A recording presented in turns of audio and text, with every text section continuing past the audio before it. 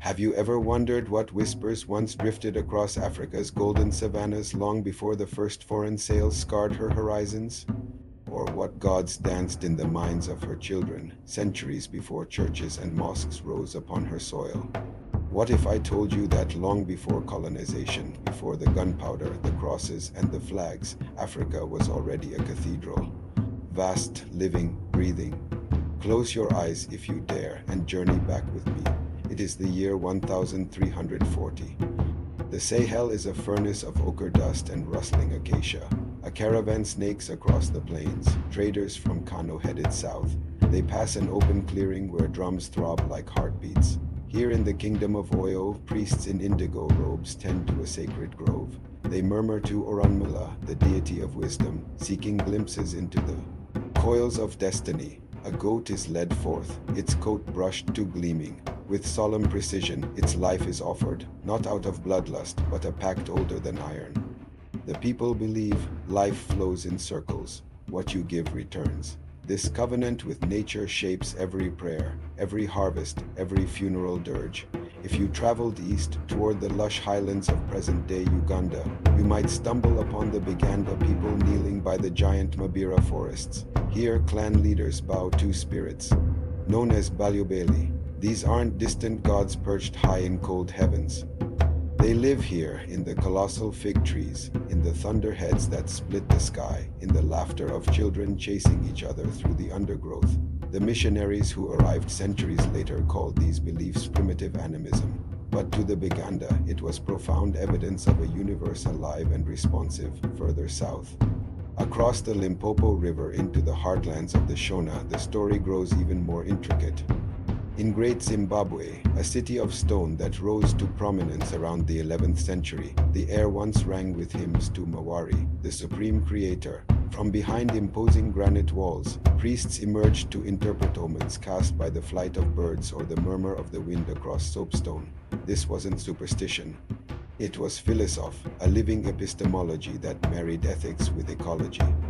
The Portuguese chronicler Judy Barros wrote in the 16th century that even their king, the Mwin Mutapa, deferred to spirit mediums before declaring war or granting marriage alliances. Perhaps most astonishing is how these faiths intertwined science and the sacred.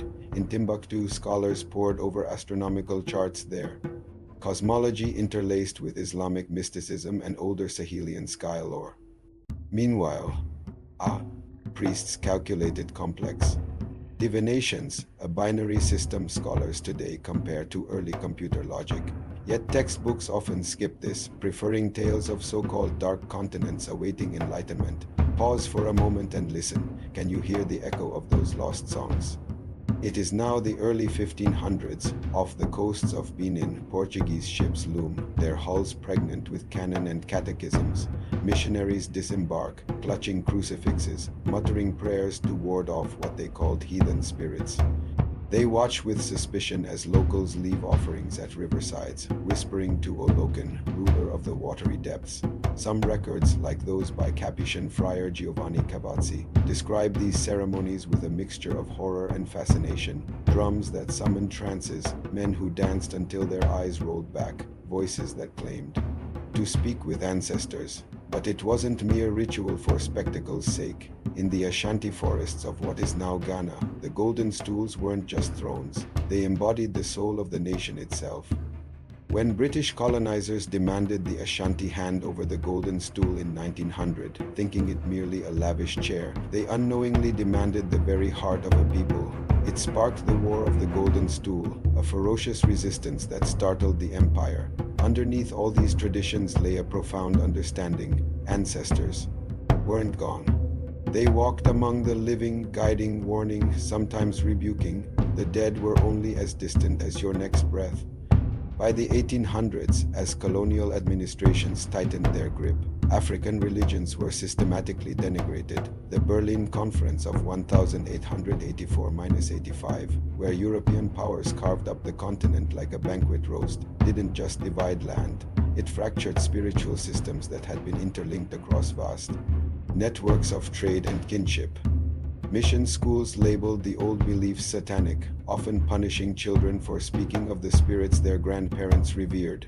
By the time independence movements flared in the mid-20th century, much of this intangible heritage had been forced underground, surviving only in hushed proverbs, in secret shrines, in the private murmur of grandmothers. Yet even today, remnants rise like ghosts. Visit Oseno Sogbo Sacred Grove in Nigeria, a UNESCO World Heritage Site, and you'll see worshippers still paying homage to Osun, goddess of fertility. In Benin, priests of Vodun perform ceremonies strikingly similar to those carried to Haiti and Brazil by enslaved ancestors, where the faith morphed into Vodun, and these connections stretch like invisible tendrils across oceans, tying communities in Cuba, Trinidad, and Louisiana back to West African shores. And here is perhaps the most haunting revelation. Many of the rituals demonized by colonial chroniclers were sophisticated systems of social governance, conflict resolution, and ecological stewardship. Among the Maasai in Kenya and Tanzania, elder councils conducted blessings that regulated cattle grazing, preventing overuse of pastures.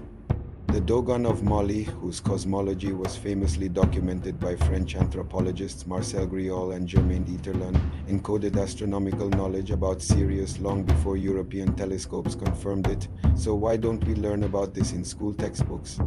Why are the rich tapestries of African spirituality reduced to mere footnotes or dismissed as fetishism? Some argue it's because to acknowledge these truths disrupts a comfortable narrative, one that justified colonization under the guise of civilizing the savage. It forces a reckoning with how knowledge systems were not only suppressed but ridiculed, their practitioners often tortured or killed. It means admitting that Africa was never a blank slate, waiting to be filled with European ideas, but a mosaic of civilizations, each with philosophies that could have enriched global thought. Imagine if the world had listened instead of conquered, if dialogues had replaced swords. What would our modern ethics look like, infused with a cosmology that sees rivers, mountains, and animals as kin rather than resources to plunder? And so we come to an unsettling edge. There are countless more stories buried under the sands of time, entire epics whispered by griots around dying embers, archives yet untouched, oral histories slipping away with each elder's last breath. What of the rainmakers of the Congo who were said to command storms? Or the moonlit processions of Malagasy ancestors, where bones are lovingly exhumed and wrapped anew in silk? What secrets did Africa's ancient temples and groves once cradle, now lost to missionary zeal and colonial records that branded everything unknown as diabolical? Could they still teach us something vital about living in balance on a fragile earth? If this story stirred something inside you, a spark of wonder, a question, maybe even a sense of loss, don't let it fade. There are more hidden histories to uncover, more echoes from the past waiting to be heard. Join us here on History Off the Map as we journey beyond familiar borders to unearth these forgotten worlds. Like this video. If you felt transported, subscribe for more untold chapters and share your thoughts in the comments. What ancient belief or mystery do you wish the world knew more about? Your curiosity might just shape our next adventure. Until then, remember, history is not merely behind us, it's all around us, whispering through trees, glinting off rivers, alive in the stories we dare to tell.